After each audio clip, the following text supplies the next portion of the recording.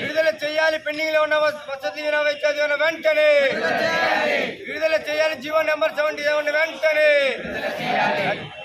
రద్దు చేయాలి GO number 77 వెంటనే రద్దు చేయాలి జీవో నెంబర్ 77 వెంటనే.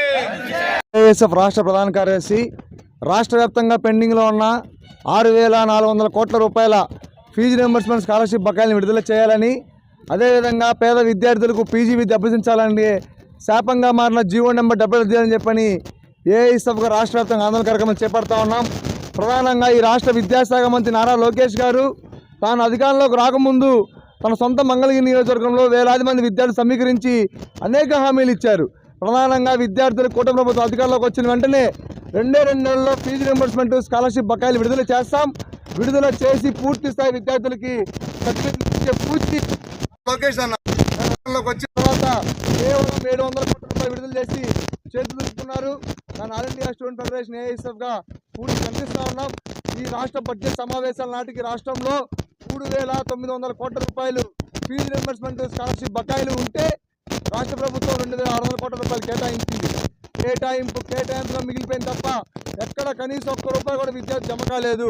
అనేక మంది విద్యార్థులు, ప్రధానంగా 9,70,000 మంది వర్గాల విద్యార్థులు వాళ్ళ తల్లిదండ్రులు బంగారు తాకట్టు పెట్టాలా ఫీజు కట్టిన పరిస్థితి రాష్ట్రం నెలకొంటా ఉంది. అదేవిధంగా మేము అధికారంలోకి వస్తే 100 రోజుల్లో జీవో నెంబర్ 70 రద్దు చేస్తామన్నారు. జీవో నెంబర్ 77 ప్రధానంగా పీజీ సెట్ రాసి ప్రైవేట్ పీజీ కళాశాలల్లో, ఎయిడెడ్ పీజీ కళాశాలల్లో సీట్లు పొందిన విద్యార్థులకి ఫీజు రియంబర్స్మెంట్ స్కాలర్షిప్ వర్తించబడదని చెప్పని ఈ జీవో నెంబర్ 70 అని చెప్తా ఉంది. కాబట్టి జీవో నెంబర్ 70 రద్దు చేస్తామని చెప్పారు. కానీ అధికారంలోకి వచ్చిన తర్వాత 2 పీజీ సెట్లు అయినాయి. ఎక్కడ కనీసం రద్దు చేయలేదు. సంఖ్య దాదాపు 50% పట్టింది. స్పష్టంగా తెలియజేస్తా ఉన్నాం. ఈ 2 పోతే మాత్రం రేపు జూలై 11వ తేదీన రాష్ట్ర వ్యాప్తంగా ఆధ్వర్యంలో జిల్లా కలెక్టర్ కార్యాలయంగా బడ్జెట్ ఆందోళన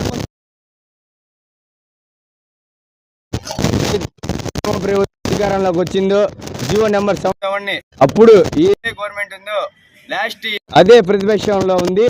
ఇప్పుడు ఎప్పుడైతే అధికారంలోకి వచ్చిన 100 రోజులు ఉన్న విద్యాశాఖ మంత్రి నారా లోకేష్ గారు ఆ రోజున హామీ ఇవ్వడం జరిగింది. జీవో నెంబర్ 77 వెంటనే రద్దు చేస్తాము, పెండింగ్ లో ఉన్న కూడా రిలీజ్ చేస్తామని చెప్పి తెలియజేయడం జరిగింది. కానీ విద్యాశాఖ మంత్రి ఇంకా సంవత్సరం పూర్తయినా కూడా ఎటువంటి డిగ్రీ చదివి పీజీ రోడ్డు మీద దీని మీద చాలా తీవ్రంగా ఖండించడం జరుగుతుంది. ఈ సభాముఖంగా ఒకటే తెలియజేయడం జరుగుతుంది రేపు తారీఖు. కానీ ఈ వైఖరిని గవర్నమెంట్ కానీ మార్చుకోకపోతే విద్యాశాఖ మంత్రి గారు రేపు